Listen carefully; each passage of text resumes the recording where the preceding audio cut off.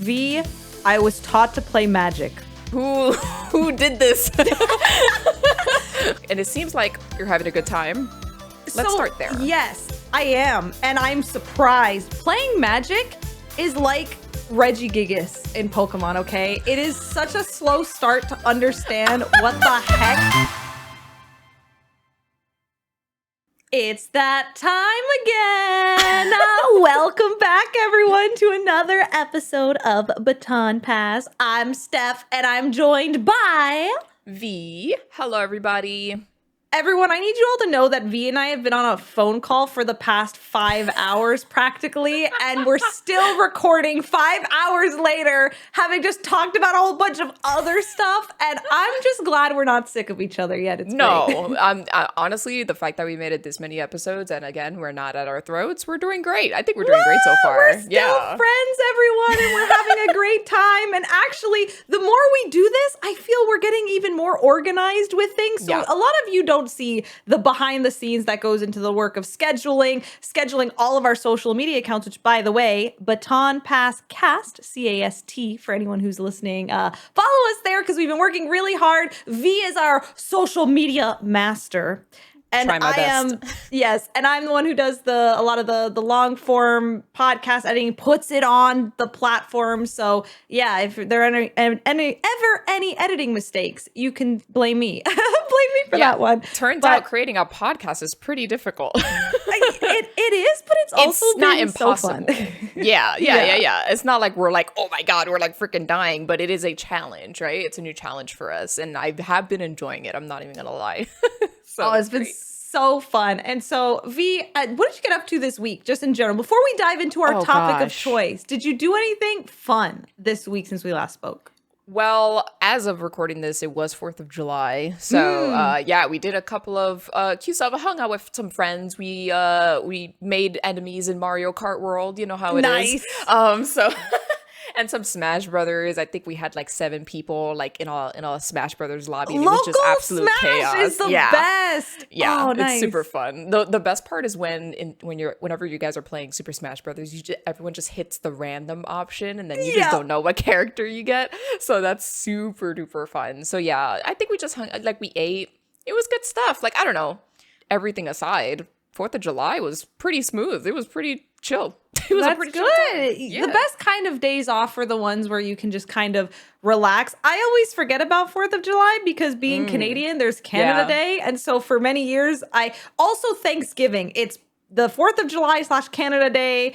Confusion in my head. And then Thanksgiving, I'm so indifferent about Thanksgiving because in Canada it's in October and then in the US it's in November. So I'm always getting it wrong for my family when to wish them Thanksgiving. It depends on what's going on. But speaking of Mario Kart World, I got to see some friends over the long weekend, and we tried Mario Kart World with the camera. I don't have the camera. And so I got to see that for the first time, and that was so hilarious. I feel like I've seen like a lot of like video footage of people using the camera, and it's giving like those Mario Kart like arcade machines. If you ever go to like a Dave & Buster's or whatever, you just make silly faces while you're like driving past somebody. I don't have a mic either, so I just think it's just funny. Or do not you have a mic, the a camera? Oh, you don't have the camera. Yeah, that's what I meant. Yeah. It was. Why is it 360p though? Is my question. It's so pixelated, but that adds to the charm during the race. I'm like, this is so funny, but it's so wild to me. So yeah, I definitely did that. But getting into our main topic for today, another thing that I did is I was taught to play magic. Who did this? Who did this? So before we filmed this podcast, I told Vee, I learned how to play magic, and I could not read your response. Yeah, you said why? What do you have against magic? What? Tell me why. Whoa. It's not that I don't have anything against magic. I went to the pre-release for the Final Fantasy collab. Oh yeah, that's right. Mm-hmm. But to be fair, I was there as a Final Fantasy fan and not a Magic fan. Yeah. So they were the poor TOs and like the judges, they were so nice to us and like try to teach us how to like play the game and stuff like that. And I wanted to look them straight in the eye and be like, Chief, I'm going to keep it so real. I don't care. I'm just opening it for the characters. It's one of those situations. And it's just, I don't know. tell me how you feel about it. Well, you know what? Let's talk about the positive. You started playing Magic, and it seems like you're having a good time. Let's start there. Yes, I am. And I'm surprised because, and I don't know if this is how you felt, but I, for a long time, was extremely hesitant about Magic. In fact, V, you've seen my stream opening those Final Fantasy cards, and I was like, what's going on here? I dissociated mid-stream trying to read the description of these cards. What is plus X over X? There is math. Is this Yu-Gi-Oh? And so a lot of my community on my streams have been asked, yes, tapping and untapping. I was like, I don't know what the heck is going on. I'm so confused. I don't think Magic's for me. But then my friends sat me down and I almost felt like I was in a D&D game for a second because my friends were like, okay, we're going to teach you how to do Magic. And so do you know about the different types of Magic games? So there's Jumpstart, Commander. Yeah, there's a few different modes. So have you played Jumpstart? Is that what they did for the pre-release or no? I have no idea what they did. Like I told you, I was only there to wow. I was only there to open the Final Fantasy like character. Yeah. I wanted to see the art and stuff like that. And like it was cute. That actual area it was like official. It was like one of the official pre-releases, I guess. So like they had snacks and like stuff like that. People made like homemade Final Fantasy snacks. There was a cosplay contest. It was really, really cool. But again, yeah, you could give me a pop quiz about Magic and I would just multiple choice guess. I have no idea. Like I couldn't tell you anything. All I know is that land cards are like Pokemon energy. And that's it. That made so much sense to me when someone said that because at first I was like, what are all these lands? And now I appreciate the gold saucer card that I have that's a land. And I'm like, this is amazing. But you know what? Playing Magic is like Regigigas in Pokemon, okay? It is such a slow start to understand what the heck is going on, what's happening. But so the funny thing is, I'll tell you about my journey with Magic. So my two friends sit me and Carlos down and we do Jumpstart, which means they give us 2 Magic packs of, I guess, cards. It kind of reminds me of like the build-in battles, the Pokemon decks in a way. You take 2 packs that have the different energy types and then you put them together and then you have a 40 card deck and then you can play. Ideally, Jumpstart are supposed to be 15-minute games if you play 1v1 with someone, but we did Jumpstart with 4 people, and I've learned the hard way that the more people you add to a Magic game, the longer the games get because there's more strategy and targeting and all this stuff. So, V, we played for 4 hours. We played Magic for 4 hours. But it was so fun. Everything made sense. Like my friend sits me down and go, okay, Steph, when you play Magic, you are a wizard. It's like setting the scene like it's D&D. They're like, you are an omnipresent wizard. And these cards are the way that you control the field and your movements. And you're fighting against other wizards who are also omnipresent people. And I was like, I'm immersed. Okay, I'm in. And they're like, the reason these lands are your energy is because these are the ones that you have to pull from the ground to have power, to have your attacks and stuff. And then they explained that creatures that you summon get summoning sickness. And then they were like, well, you know, if you're a wizard and you're forming this creature, it's kind of like the transition time between the thing being a mound of mud that isn't actually a creature yet, and then it being ready to attack. So you can defend yourself against something with it because you can hide behind the mound of mud that's not formed as a creature and you can defend with it, but you can't attack until your summoning sickness goes away and you're all good. And I was like, okay, I understand what's happening. I get it. I think the token stuff can get a little complicated in terms of one friend of mine just kept they had some mushroom creature and the mushroom creature just kept like sprouting other sprout mushrooms. And then before I knew it, they had like 12 mushrooms. And I was like, that person's going to be able to do 12 damage to me. That's a lot. But even though we played for 4 hours, I was in it. I was in it. Wow. I wasn't bored. I once I got the hang of understanding some of the math and why you use the dice to kind of denote that, oh, your attack and defense stats can change throughout the match and stuff. I was like, wow, I would play this again. And for those listening and were curious, I played a deck that was called the Soaring Grave Robbers. So it was blue and black. And so black decks are known for like resurrecting. It's death, death, necrotic energy. So a lot of like searching your discard pile for stuff and bringing it back. Or the more monsters you have in your discard pile, the more cool stuff you're able to get. And so yeah, it was cool. I'm gonna keep it honest. You were starting to lose me. Oh no! All right, never mind. Wow. No. It's one of those that it's like, again, you probably just have to play it to like understand it. You know what I mean? Understand. It's definitely one of those, like, if you were to sit me down, I mean, Yu-Gi-Oh is kind of the same way too. Yeah. If you were to hit me up with like classic Yu-Gi-Oh, got it. Easy. 4,000 life points, and you got your attack power and your defense power, and then very much classic Yu-Gi-Oh. But then I see like the Yu-Gi-Oh cards now, and when I tell you, it's like straight up, like there's an essay in the description, the tiniest text font you've seen in your entire life, and they're telling you all these rules and all these, like, you can only summon this in this current situation, and then if you summon it in this situation, then you have the ability to do this. When this happens, then it's just dizzy anime face. Like, I'm like, what the heck is going on? Okay, so I know that there was dice involved, a D20, because when I went to the pre-release, you get this little pack and it comes with a D20 and stuff like that too. But yeah, when you started talking about like the math part, it started getting a little confusing. But I think this is funny, because now officially I feel like we have a magic expert versus a magic absolute noob in the podcast now. Yep. I mean, I don't want to say expert yet. It's funny because I tweeted that, oh no, I learned magic or something like that. And so I had like 3 people DM me, Steph, can you teach me magic? I'm like, whoa, hold up. I've played one form of magic.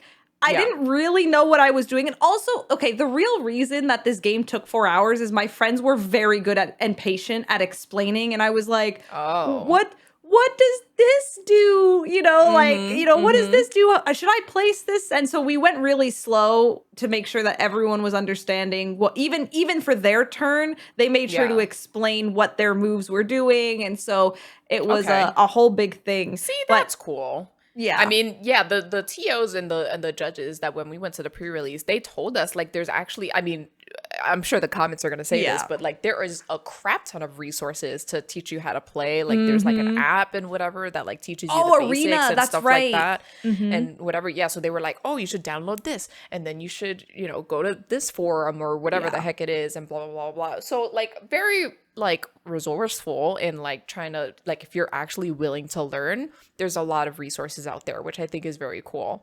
Yeah. I feel like it's very easy to get into. Yeah. However, I am not gonna lie, it's not an experience because I don't have an experience with magic aside from the Final Fantasy pre-release, but I will be honest, there is a stereotype and it intimidates me. What like, is the stereotype? Well, I don't know if our I should podcast say. Is our safe space.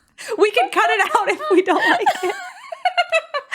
I just don't want to offend people. I am sorry if you're offended by this, but okay, I'm just going to say it. Magic players are stinky, and I mean it in the literal sense. Well, I mean so it in are the gamers. literal sense.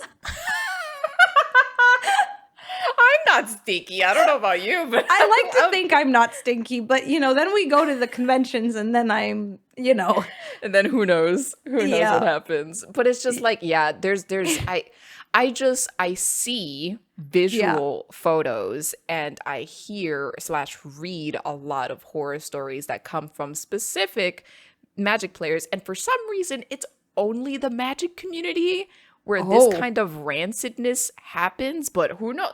Like you said, any fandom can have that kind of person. The point that I'm trying to make is that it has intimidated me so much. I don't know if I want to be associated with that. So it's very intimidating. Fair. It makes me like, this will be a good social experiment because here I am. I've played my first Magic game and I like it. And we'll check in. Let's check in every couple go to episodes. A tournament and then let me know. I don't know if I want to go to a tournament now. Okay, hold on a minute here. I don't know. That's when. So as far as I'm aware, the mode that I played Magic was meant to be very casual and not a competitive format.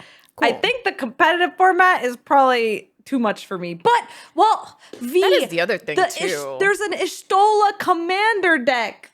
Oh, my gosh. Well, they got you. I'm in. I don't know. I'm pretty sure at the time we're recording this, I think there's also some like Sonic collab that they're doing as well. Right. Which I'm just like, what? How do we go from Final Fantasy to Sonic? But I'm just like, I'm in it for the collabs. Let's be honest. I'm in it for the artwork. I really appreciate the artwork that comes into these Magic cards. I think they're very, very gorgeous, especially a lot of the land cards and stuff like that. I think that's very, very cool. So I'm in it for the arc. It's the same thing with like, for example, with Yu-Gi-Oh!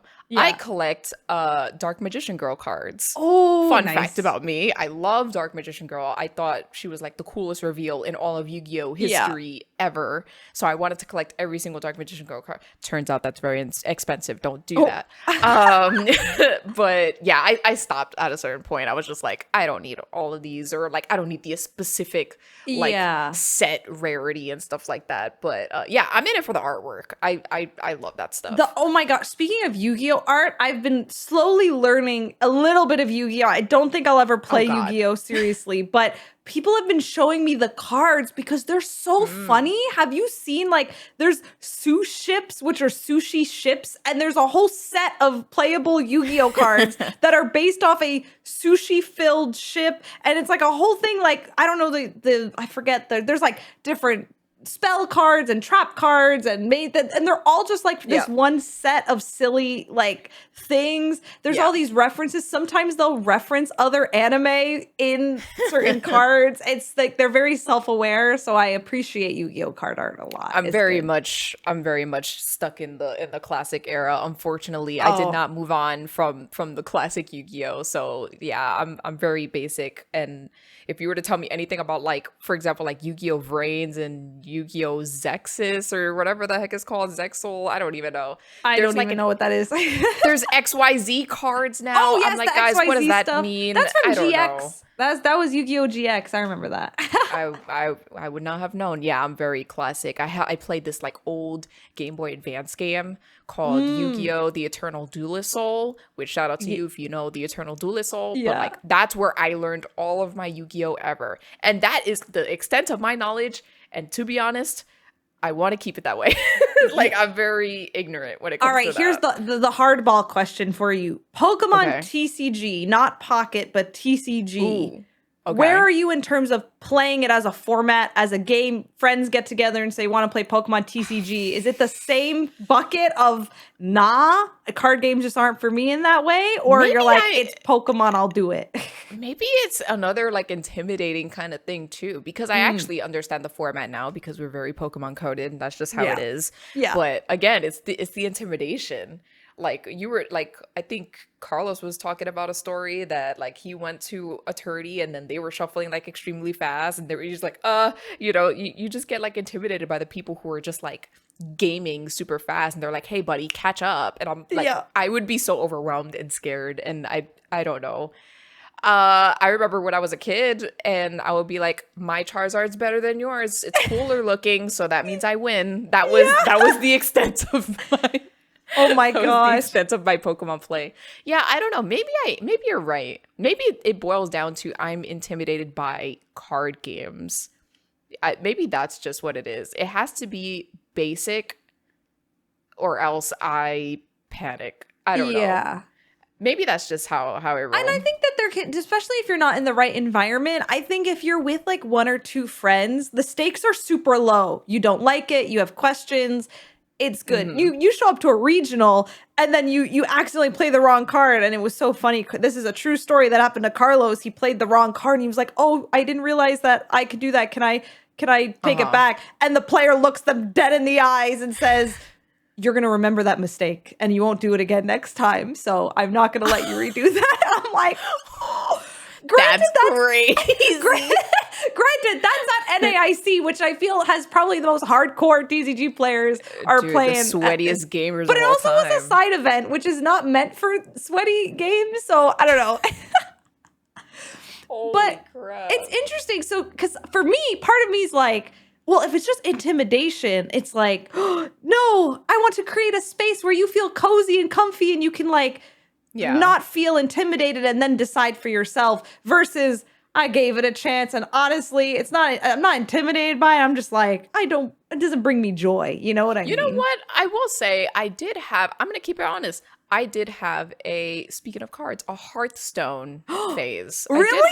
I did. Yeah, that was a long time ago. This was, oh God, I want to say like 7 to 8 years ago, something like that. Yeah, where I was like, yeah, I'm going to go crazy. Not crazy on this game. I don't think I spent money. I don't think so. I think I was very freemium, which is honestly the way to go in any context. But yeah, I don't know. For some reason, again, it might have been the art. I was just like, the art is why I stopped Hearthstone too, because I played a little bit of it and I was like, this game's okay, and I stopped playing. I stopped when they introduced. It was basically they introduced like a battle royale kind of mode. And it seemed to me like they were leaning very much towards that battle royale mode. And I was just like, I'm not interested in this kind of play. I'm kind of interested in the 1v1 kind of situation. And dude, I definitely had a stagnant phase where it's like I would win one and then lose 3. And then I would win one and lose 3. So it was one of those for sure. I think I played Druid, I think. Ooh. It was either Druid or something else. I can't. This was years ago. Yeah. So yeah. But hey, I got that under my belt. That was super duper fun.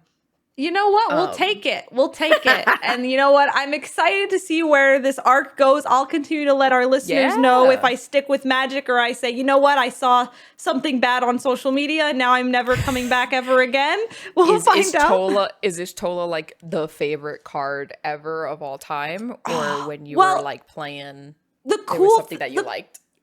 So the cool thing is, my friend showed me an Ishtola commander deck, and I just love the idea. I learned about what commander means because at first I thought that was a type of deck. I did not realize, no, it is a format you play. It is not like I thought that was like, I just thought it was like, you know how you name your decks? I don't know, I'm trying to think of like a Pokemon example, but like, you know, like Charizard deck, like Commander, I thought was like a type of deck, and it's not. It's a format. So I see. When someone explained that the whole format of a Commander is that Ishtola is the big bae, you know, like she calls the shots. She's like the whole format revolves around one strong character, and then the rest of the characters supporting the one person who's kind of like it's like the Dondozo. One.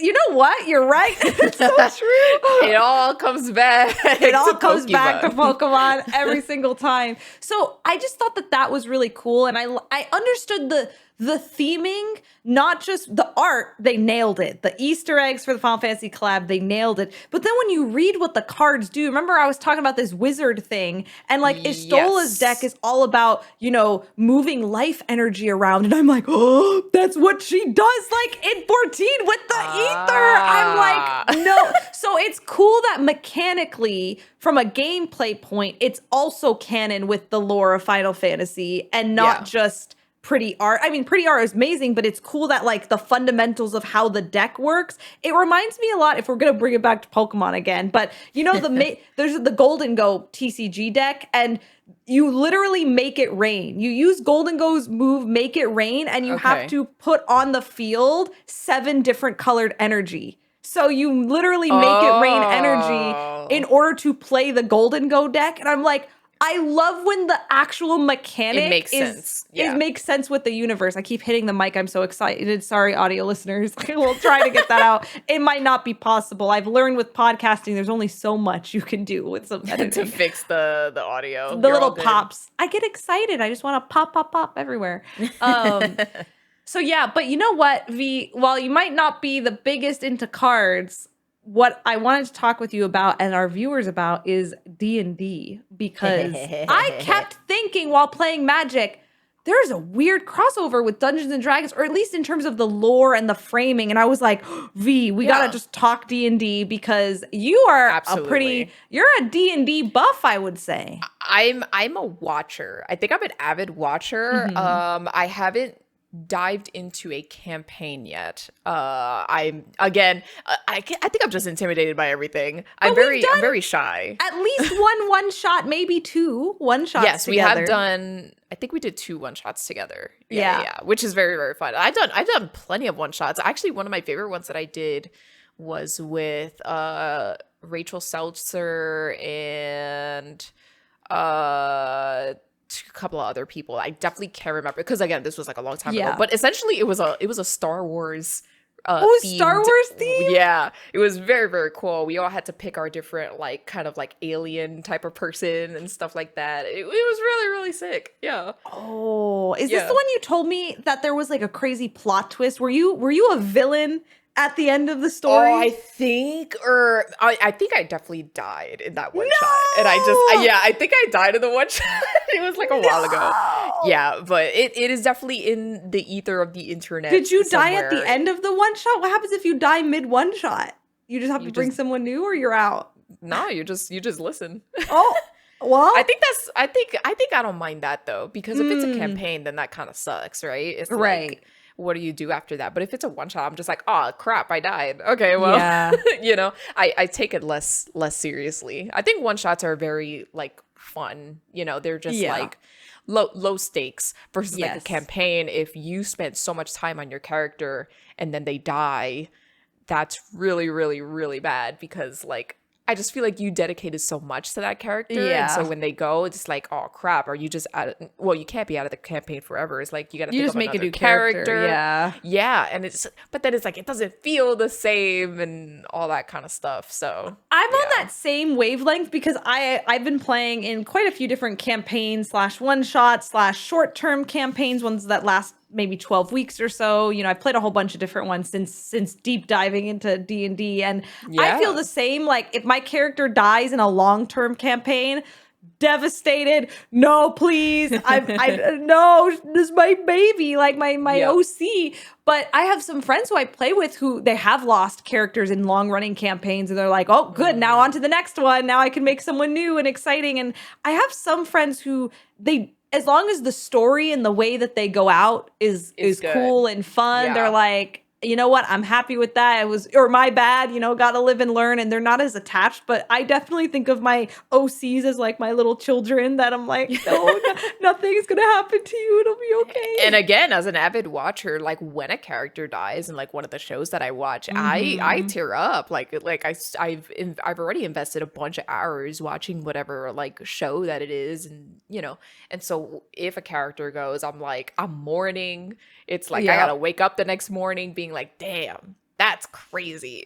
Like it's wild. But I think that's the cool thing about Dungeons and Dragons, right? Like you get so like it's another world that you come up with, but it feels so real because it is essentially an extension of yourself. So that stuff is like really, really fascinating to me. I've always wanted to do a campaign. I've always been intimidated. So it's like, I'm afraid of commitment, but that's all changed because this podcast is a thing. So he has commitment. Wait. Oh my gosh. Audio listeners, I just had an idea. What if we do a podcast special D&D one shot sometime? Maybe. And that'll be a pretty long podcast episode, but we could make it happen, maybe. Well, you know what? I've actually played some that are only about 2 hours, like a one shot that's really efficient. But I do think the best ones are like a 7-hour one shot where everyone dedicates the whole day.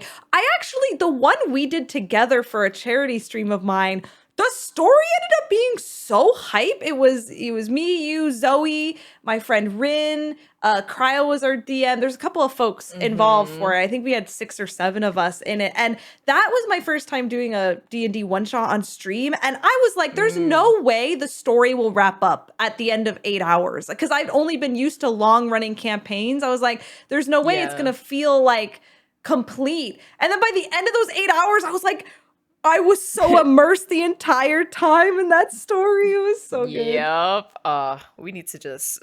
I mean, I love one-shots, but there's something about a legit story. The fact that DMs are so talented, too, that they could just, like, extend... Or they could, like, either leave it in a cliffhanger or something like that. Or, like, something happened, and they'll be like, and we're stopping it here. And it's just like, what do you do? It's like some dungeon masters, they're built different in when it comes to storytelling. As someone who, as a middle school child that used to love to write stories and stuff like that, it really tickles that creative spot. Yeah. To like hear what these dungeon masters like have cooked in their brains and stuff. Like it is inspiring, I will say. Would you ever DM at some point? I would love to, but I'm very hard on myself, so I'm gonna be like, I'm not gonna be as good as Matthew Mercer or Brennan Lee Mulligan. I'm not gonna be as good as them. Oh my god! But then people be like, Vee, don't compare yourself to the goats.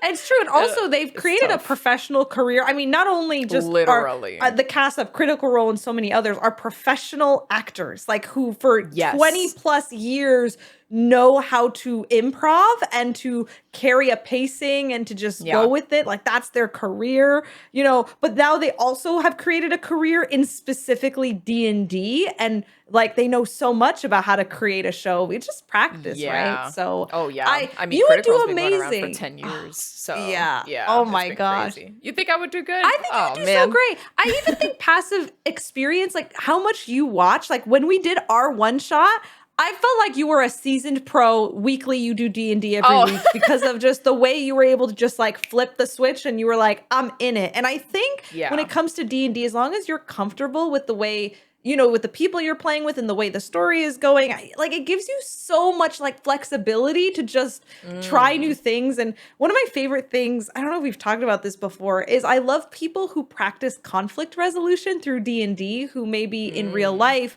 they struggle to express their feelings. But because D&D gives you like a safe place to practice, like I'm arguing with someone, like, how do we actually fix this problem? And it's like translated to some people to actually then take those skills into real life. And I'm like, this is so cool. That's awesome. Oh, man. Yeah. Maybe that'll be my therapy. Now, this is not, I should probably go to therapy. Not therapeutic advice, but I have heard from professional therapists that sometimes like role play can be an avenue to kind of help with stuff. So that's valid. Yeah, there's a whole bunch of cool stuff. Or maybe I should just play Baldur's Gate. I've never played the Baldur's Gate game, so I feel like you have to with your D&D enjoying. You've got to do it. I feel like I would definitely like go crazy with that. A lot of people have told me to play that, so who knows? Maybe that'll be like my avenue or something like that. Yeah. But, so you've played Magic. Do you have just like 1d20 or no, because you're in a campaign. I got dice on my desk probably somewhere. Wait, scanning. I'm scanning my desk, scanning my desk. Oh, no. I thought that feeling when I thought I found my dice pouch and it was just a drink cap. No. No.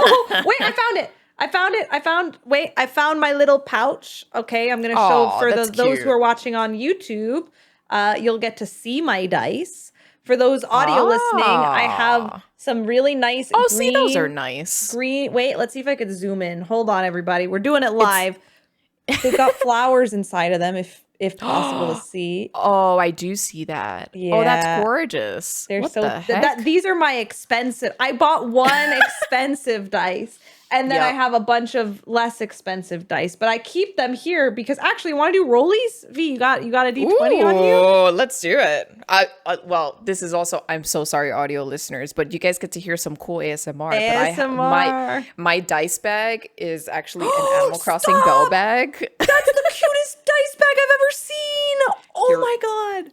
All right, here you go, audio. Nice. That was beautiful. Yeah, I got an Animal Crossing bell bag, and it was not meant to be a dice holder or a dice bag, but it became what it is. That's good. That's basically it. Where is my D20s? I have a bunch of D6s, but that's because I get Pokemon boxes, and they always come with D6s, so I'm just like, oh god. I remember when I forgot that D6 is just the traditional dice that is associated with other games. And so I was like, D6, what's a D6? Oh, yeah, it's just the regular dice. Yeah, the regular dice. Yeah. All right. I trust you, by the way. Okay, yes. With rollies, I trust you. We're rolling a dice, audio listeners. Here we go. Okay. I'm rolling now. Oh, crap. That's not good. I got my favorite okay. number. So I'm gonna say 3, 2, 1, go. Okay. Okay, and then we say the number. 3, 2, 1, go. 8. 4. Oh, you won still. Wow, 4 is unlucky. Yeah, No. to be fair, the dice gods are mad at me. I haven't rolled in a while, but that's okay. What is your opinion on rolling physical dice versus a digital dice roller? If I can roll physical, I would prefer it. And I'm not that person. I'm gonna keep it real. I am a horrible liar. I really, truly am. Yeah. I played Among Us and I've died multiple times because I tried to lie and it just was not, it was not working out. I am a horrible liar. So when I roll a dice, I'm not going to be like, I got a 20. And in reality, I rolled an 8. Like, I'm not going to lie to you. Right. But there's some people who are just like, for like, for transparency, we're just gonna roll digital and stuff like that, and it kind of gets me sad. I like rolling physical. I would prefer it. But I also like physical paper. Like, I'd rather write in a notebook versus like typing on my notes app and stuff like that. So like, I'm a very like physical person. We've talked, I think you've talked a little bit about your gaming journal in previous podcast episodes. Were you always someone who's loved the journaling and keeping track, or was that a new development just in since middle school? I mean, I mentioned this earlier in this episode, but yeah, since middle school I was like writing like, oh god, here's the cringe, here it comes. It's not cringe, you're free, V, you're free. Yeah, people are gonna be like, oh brother, this lady. I used to write anime fan fiction. We've just gotten the best nugget of information I've ever gotten. Okay, keep talking, please. I need all the details. I used to write at the Inuyasha universe. I had my own OC and everything. Me too. And, what was your OC's name? Tell me. Oh God, I actually don't. So that I don't remember. I'm gonna keep it honest. This was like, I was 10. When is middle school?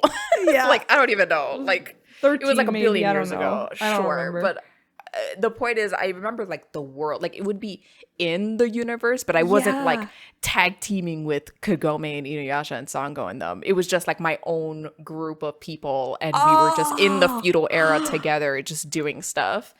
Yeah, I used to do that for Pokemon too. I used to, on the playground, have like imaginary Pokemon battles with people during recess at school. Nice. So I would be like, I choose you. And like, it was like, but it was kind of like how in the anime, you know, Pokemon can dodge and do all these theatrics. Then I'm playing the games and I'm like, wait, I can't dodge? I can't dodge or anything?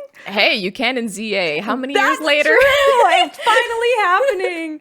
Oh my god. It's so good. But yeah, I used to write physically on a good old composition notebook since like 6th grade, and I would just write consistently. And then it got to that point in high school where I would like write my own like original stories and stuff like that. They were never finished, but like I was in the plan of, I'm going to publish to like, and it's going to be in bookstores and in libraries and things like that. Like, that was the motivation, the goal. But I don't know what happened in between. I think life just happened and stuff like that. But yeah, I used to write. I used to bug my mom to buy so many different notebooks for me and like different kind of notepads. Pens were huge for me. Like, I needed to have a specific pen because other pens were just like, they would not write as good. This is a whole other topic because I'm left-handed, but pens are very... Yeah! Shout out to you in the comments and who are listening, who are left-handed. But yeah, pens are very picky for me. It's like a very picky subject. But yeah, I used to write a lot, and I'm happy that I have this gaming journal now because it kind of like revitalized that kind of like writing passion, because now I just write reviews of the video games that I play on my gaming journal, and it's just really, really nice. And aesthetic. Yeah. It's so aesthetic too. Oh my gosh. Yeah, you always put so much detail into it. Every time you show me a page, I'm like, it is so, I dedicate so nice. So much work, and I'm wondering, like, because I'm not even halfway done with the notebook. Like, I'm wondering what it's gonna look like when there's no more pages left. Yeah, I'm so excited. But yeah, I used to write stories. Oh my god! Speaking of stories, there was a fan fiction, quote unquote, that I wrote. Again, it was like I'm in the Pokemon universe this time, but it was like, you know, I just had my own adventure, and this is how it is.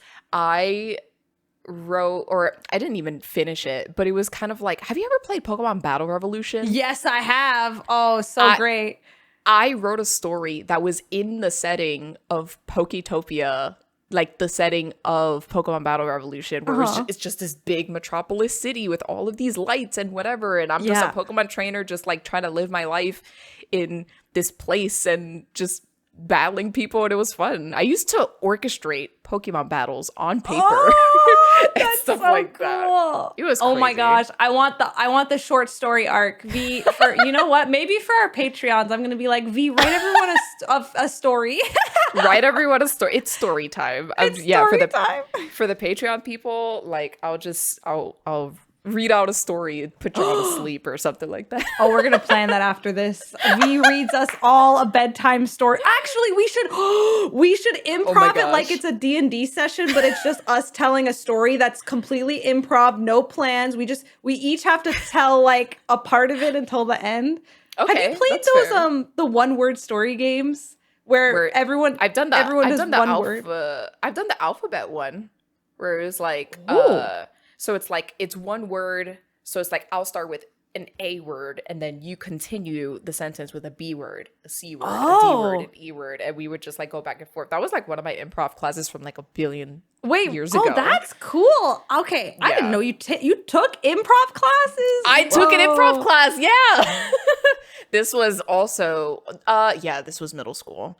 And wow. I still think of like middle my school improv Vee teacher was doing the most. I was going crazy. That was one of my true creative eras, like for real, which is probably why I'm a content creator now. Like I just think of like all of these ideas and stuff like that. Oh, it's so cool. Yeah, I still think of that teacher. I hope she's doing okay. But she used to call me Chickadee for some reason. I don't even know why, but she used to call me Chickadee.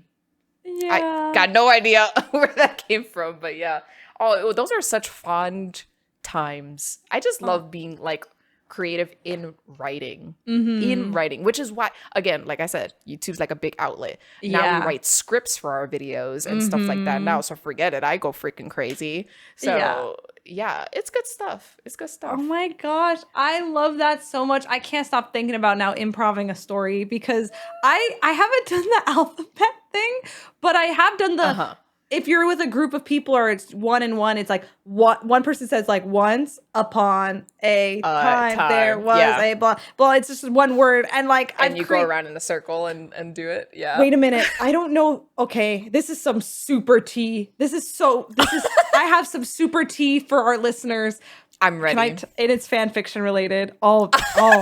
Have I talked about this? Maybe only once before, a long time ago. Exclusive. But, okay.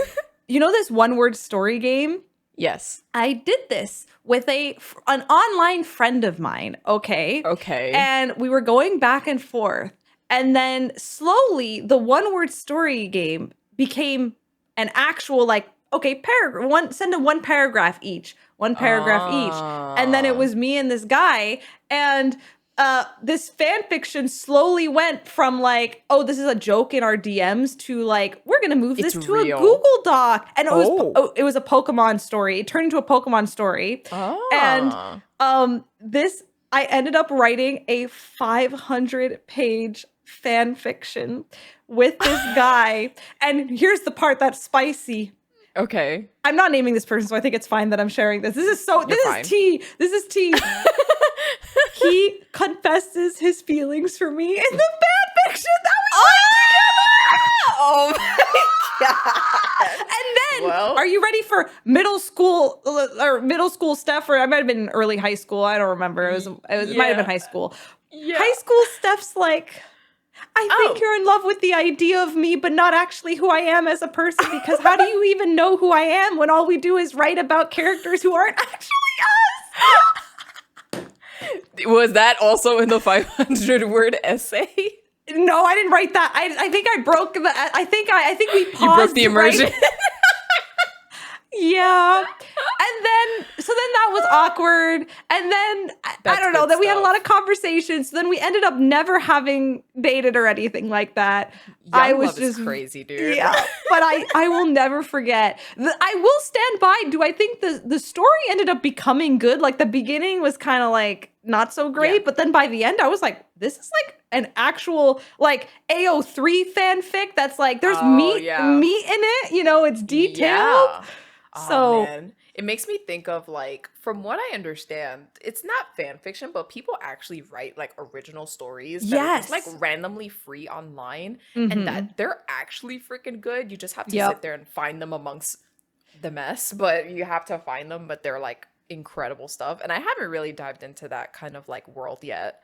I wonder if I should. I don't know. You guys let me know if We're having V be on podcasting. Now it's going to be short story writing. I'll be like, V, how do we spend every minute of your life doing creative things? That's amazing. What is, I'm yeah. okay with Did you ever read like stories on Tumblr, AO3? There's fanfiction.net. There's all those websites.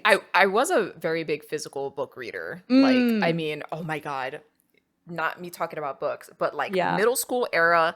Listen, if you were young in the, 2000, I would say 2004 to 2007, around there. If you were young during that time and you read the Pendragon series, you are a real one, and you are, no one did, Steph. No one did. No one read the Pendragon series. It was a 10-book series. It was literally the great.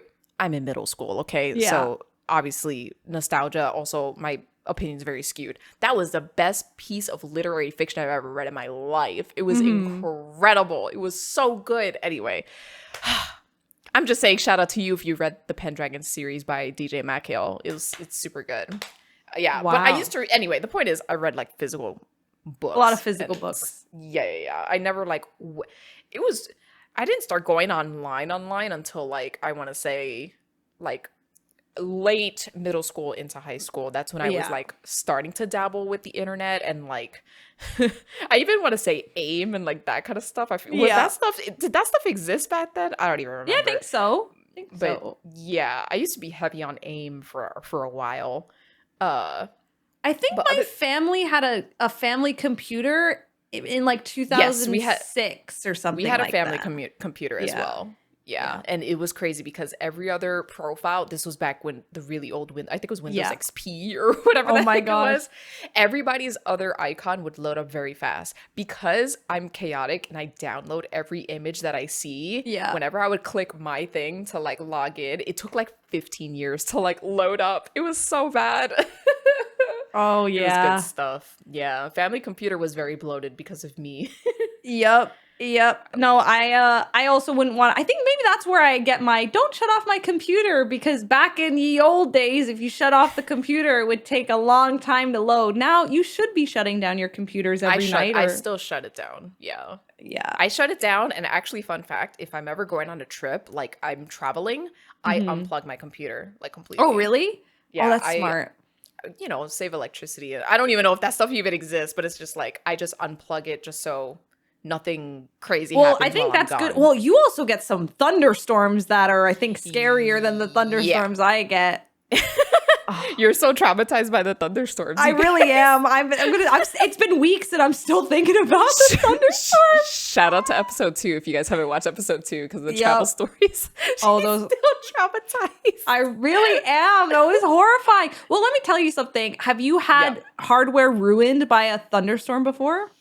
I'm gonna keep it real. No, like the most that I've had messed up was actual physical notebooks, like, you know, rain damage and things like that. Yeah. Which kind of sucks, but it's like it's not the end of the world. It's just it just gets a little bent, and you know that's all my notebooks get. But yeah, in terms of like actual electronics, I don't think so. I've dropped a 3DS once on concrete. That was really bad. No. Yeah, did it live? So yes, but Let's I couldn't go. see Sturdy. but I couldn't see the top screen. Okay, not so that like, sturdy.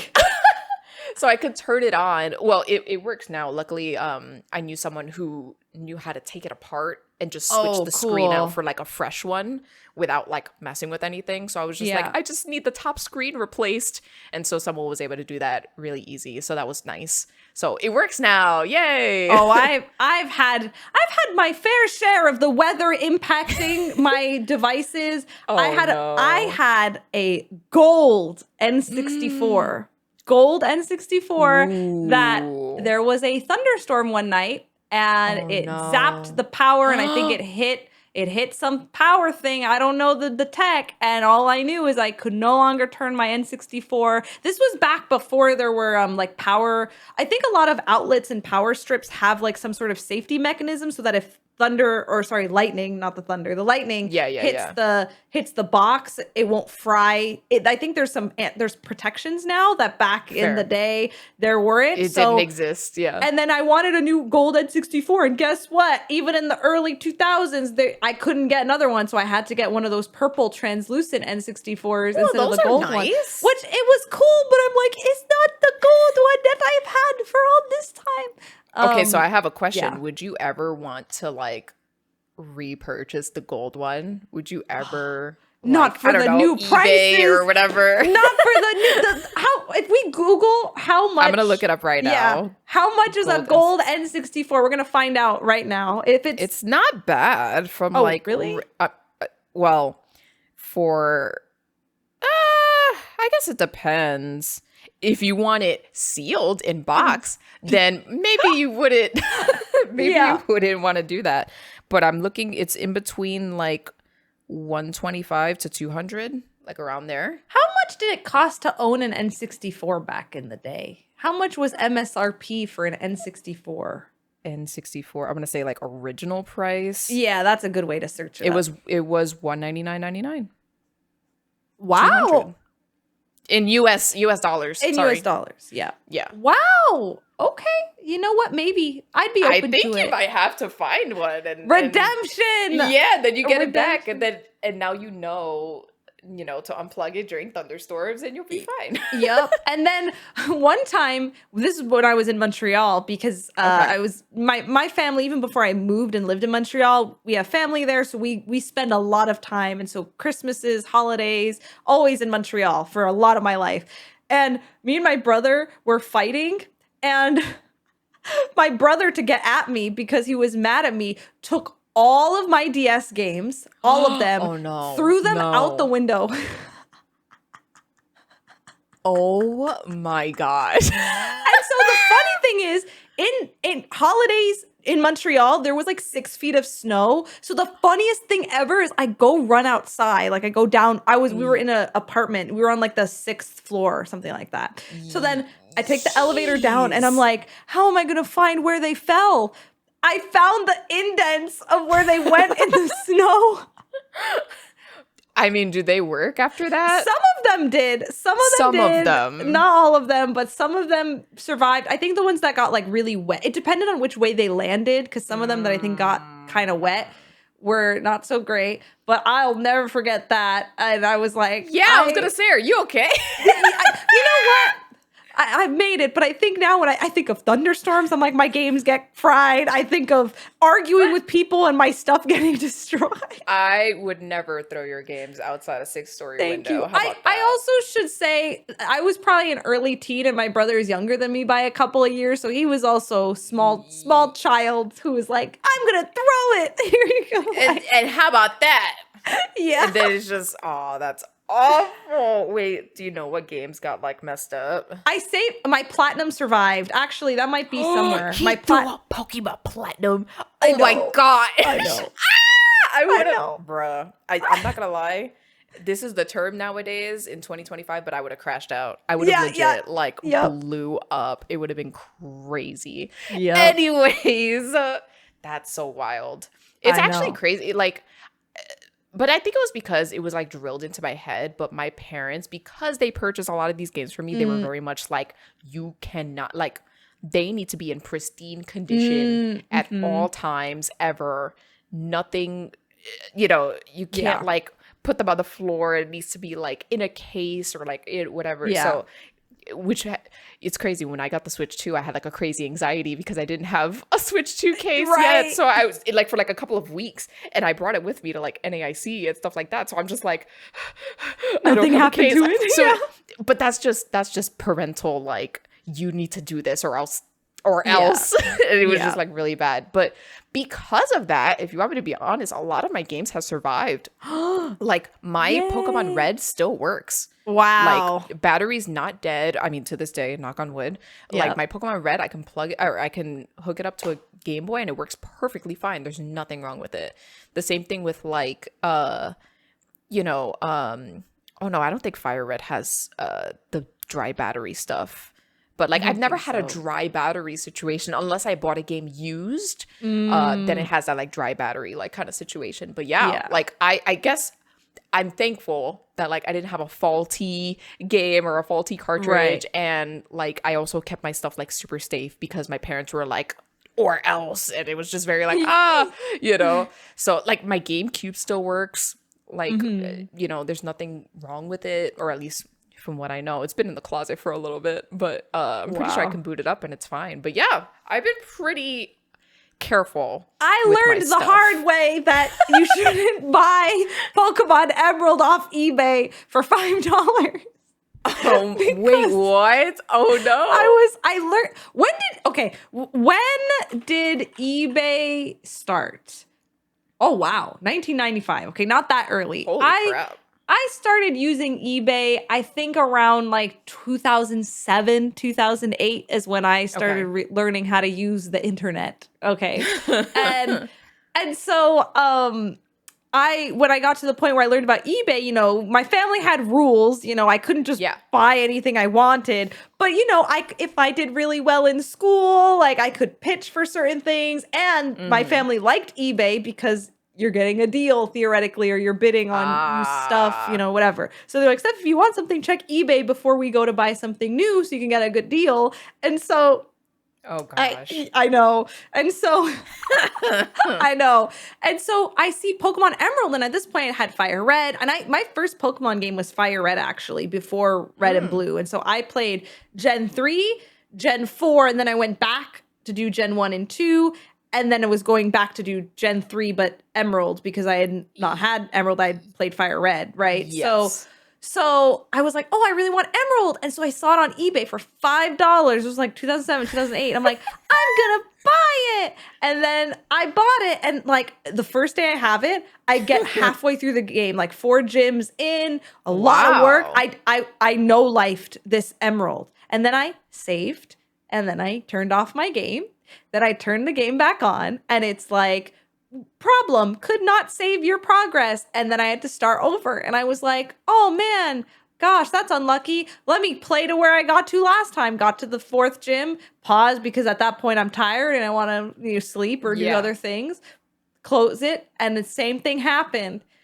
That's and I was weird. like, what's going on? Turns out it was some common scam of like the game wasn't a real game. It was like a pirated something, not correct. But I didn't know. And so as I'm like Googling on forums, they're like, watch out, if your game's not legit, you can tell it's legit by looking for XYZ. And I turn the game cartridge around and I'm looking at my Fire Red and this Emerald, and I'm like, oh, the backs are not the same. And so from that point forward, I was like, I'm never going to play Emerald, which actually is a crime, because have I gone back and played Emerald specifically since? I don't think I have. This episode has drama in it. Holy moly. I know. What? Someone get this woman a Pokemon Emerald cartridge stat. This needs to happen. Are you kidding? Someone get her a cartridge. Holy moly. Yeah. Now, granted, you've played Gen 3, yes, right? Because I played Sapphire. So then I played Sapphire and then Omega Ruby Alpha Sapphire, right? Okay. So through those two, but did I find Rayquaza originally?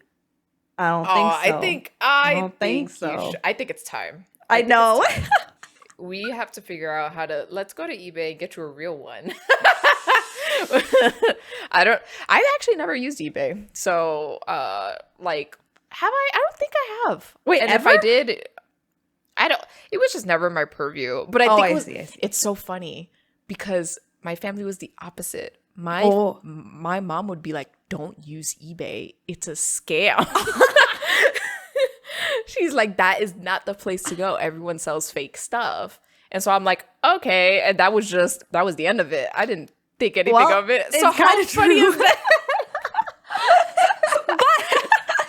But I will say, I do think now more than ever, like at least back then, I thought scams, minus the Pokemon cartridges, there were a lot of good things I got off eBay. Like actually I got my DSi off of eBay and like that was cool. You know, things like that was like, it worked out and it was all good. But I do think nowadays with just the rise of AI and the rise of bots and like I think everyone more than ever, you need to be more vigilant about stuff and really check for these sellers, you know, like, I don't know. I don't know what the state of, I haven't used eBay now in a while, but haven't used eBay PSA, I'm not endorsing eBay. Actually, I mean, I don't think that was ever an endorsement. I got scammed.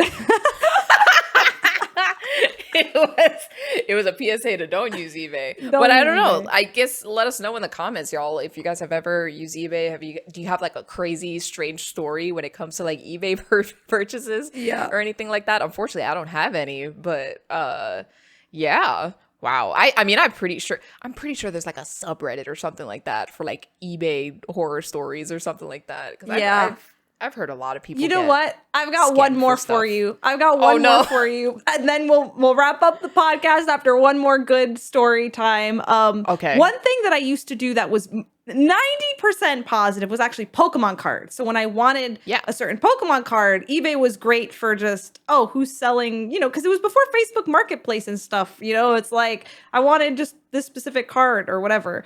And so I would be able to look and see everything, you know, and I wanted this Ditto card. And I saw it was 40 cents. So I go to my family and I'm like, can I buy this on eBay? Family's like, it's 40 cents. Sure thing, Steph. I wrote $40 instead of 40 cents. You bid $40 by for this one. And I don't, to this day, either they were like, this is a scam. No one's paying $40 for this. Or my family canceled the order so that it didn't go through. But I did not end up doing it. But I had that like, moment where I'm like, scary. Fam, I made a mistake. I didn't mean it. Start crying. Yeah. I didn't mean all of our life savings gone. for a common Ditto card. I mean, do you have it? No. Wait, do you know what set the Ditto cards from? Or anything? It was probably the same set where there were Prime. You remember Absol Prime? What set is that from? The Prime cards. I think that was Diamond and Pearl or something like that. Is there a Ditto Prime? I just wrote Amazon Prime is coming up. This is not what I wanted. This is not it. We'll look at the set of Ditto cards at some point and then we'll find it. But yeah, there are Prime cards that exist. I'm pretty sure that was the Diamond and Pearl. Okay, it was probably one of those because I bought a lot of those legit, like the Prime Absol, Prime T-Tar, because I'm like, they're so cool looking. I love them. Yeah. And I never had luck getting pack pulls and Courtney has a whole bunch of them, but like she has the Umbreon and Espeon for sure. And those are so cool. Yeah, that's cool. Okay, you're into Prime cards. Word. Period. Yep. I'm about that. Yep. That's so okay. I'm happy the exchange didn't go through with the $40. That's just so funny. Yeah. That's good stuff. That could have been bad. And so we've learned a lot today, everyone. Thank you all so much for enjoying another episode of Baton Pass. As always, follow us on all the social media accounts, Baton Pass Cast. Of course, you can also tag us on our personal accounts, Steph of Anime and Agent V. And yeah, this has been so much fun. We'll see you all next time. Thanks for watching, everybody. Bye.